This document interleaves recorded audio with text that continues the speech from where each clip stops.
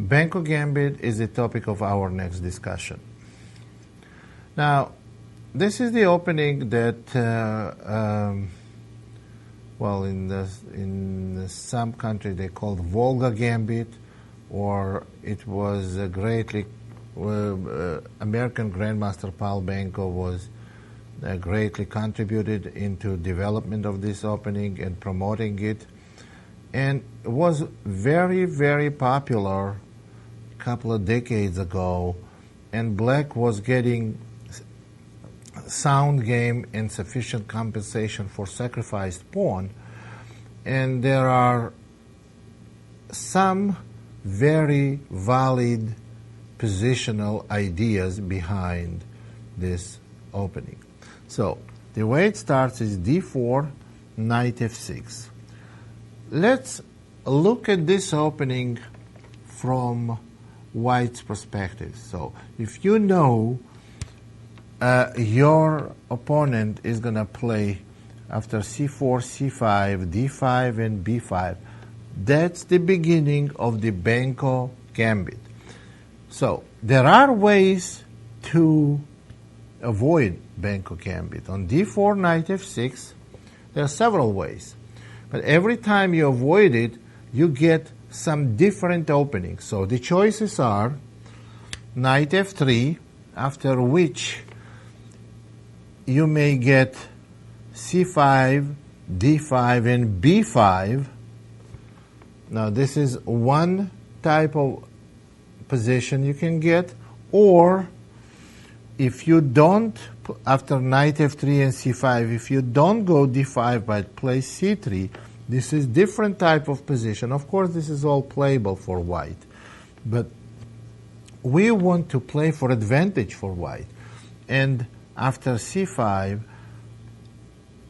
if we try c4, then black is going to take cd, and we get English opening, which all these openings we're going to cover, but they are in different chapters.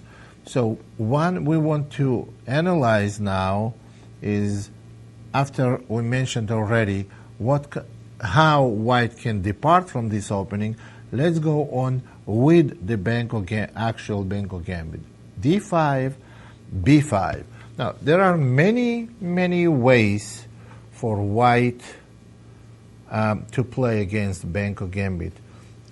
Well, I don't have luxury here to cover every way of playing, so what I would do is only recommend you the way I would play against it. And I mentioned earlier, if you play opening the way I play opening, you're going to be okay.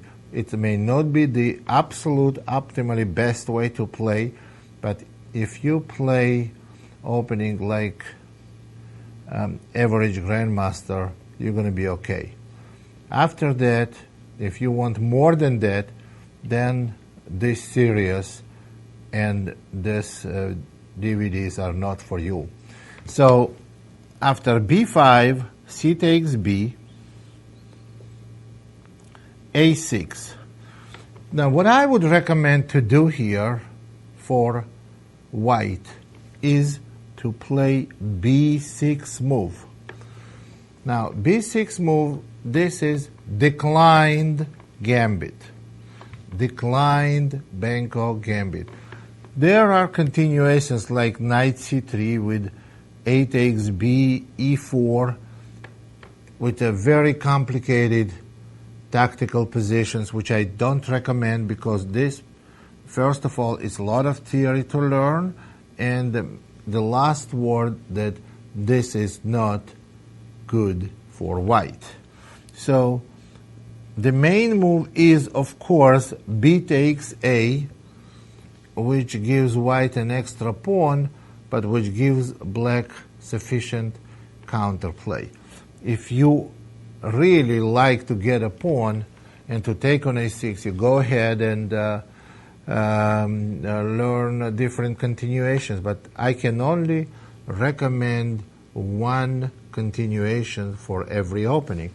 I would go b6, and black has two different ways to respond.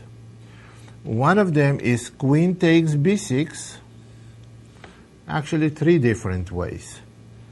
One is queen takes b6. Second, simply continue at g6 and d6 the way it's supposed to do, and then try to play knight d7 and recapture on b6 with a knight.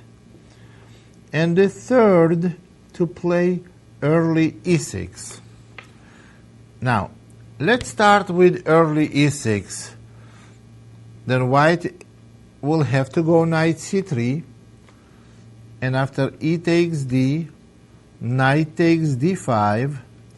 Those are the best moves from both sides. Knight takes d5, queen takes d5, and knight to c6. Now this position is also better for white. White is not going to have an extra pawn, but after e4, followed by bishop c4, they're going to have a better piece play and some advantage.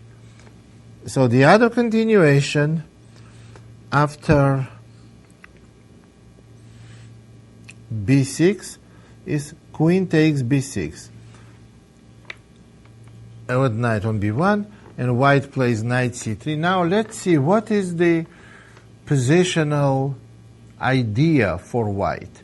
What black should do, black should just fianchetto the bishop and castle quickly, knight f3, bishop g7, knight d2 or e4, d6, bishop e2, white castles, black castles, and white castles. This is more or less standard position for declined Benko Gambit. White, in my opinion, has advantage. The way it's going to work is this. Suppose black tries to get some play on a queen side. So we could have gotten position without black pawn on a6 if white accepted the sacrifice, but then black has significant play on the queen side. We rather have black have the pawn on a6, and let's see what they can do in this position. Suppose they go knight b to d7. White's f3 knight heading towards the c4 square. What white is trying to do, put the knight on c4, bishop on f4, and try for e5. Now, after knight d2, black is moving the queen to c7, trying to meet knight c4 move with knight b6 move. So what I would recommend here for you to do is not to play knight c4, but go a4 first. Now knight b6 is not going to do anything because we're going to go a5 and then to put the knight on c4. Idea for white is to put the knight on c4 and try to maintain it. If black tries to play a5 and bishop a6, meet the knight on c4 this way, then do not play knight c4 yet. Very strong positional move is a4. And now, after bishop a6, you can play bishop to b5.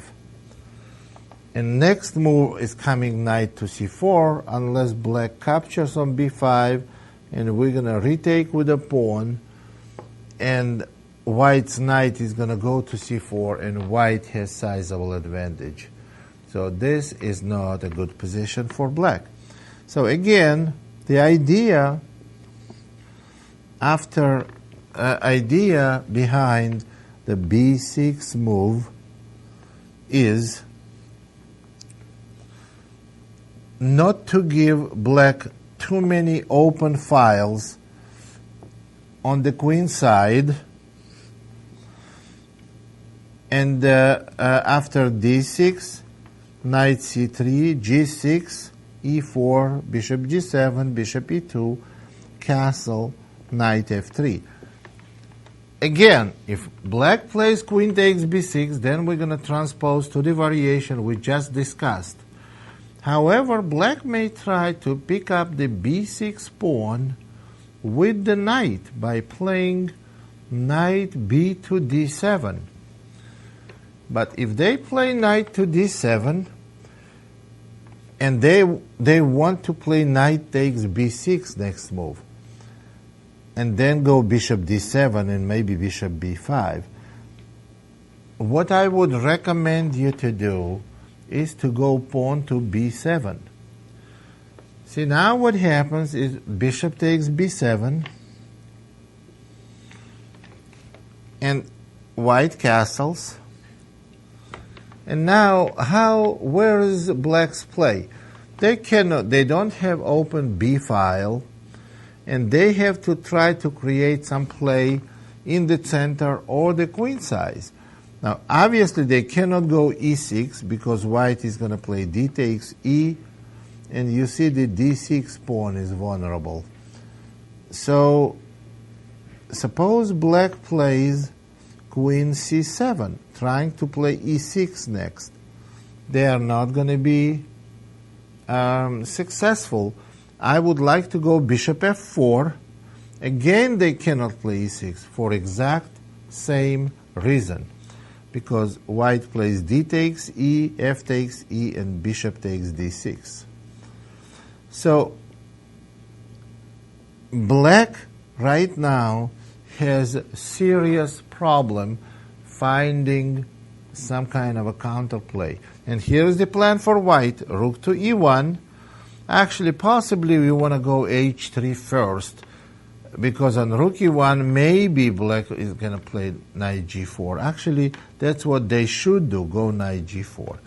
Now, on knight g4, I would recommend h3, and after knight e5, there is a rule for every opening, for any position in chess, basic rule. Just like in the opening, we have a rule that you have to develop minor pieces in the early stage and castle. The rule of the middle game says when you have space disadvantage and slightly cramped position, you want to exchange some minor pieces. That's exactly what black is trying to do.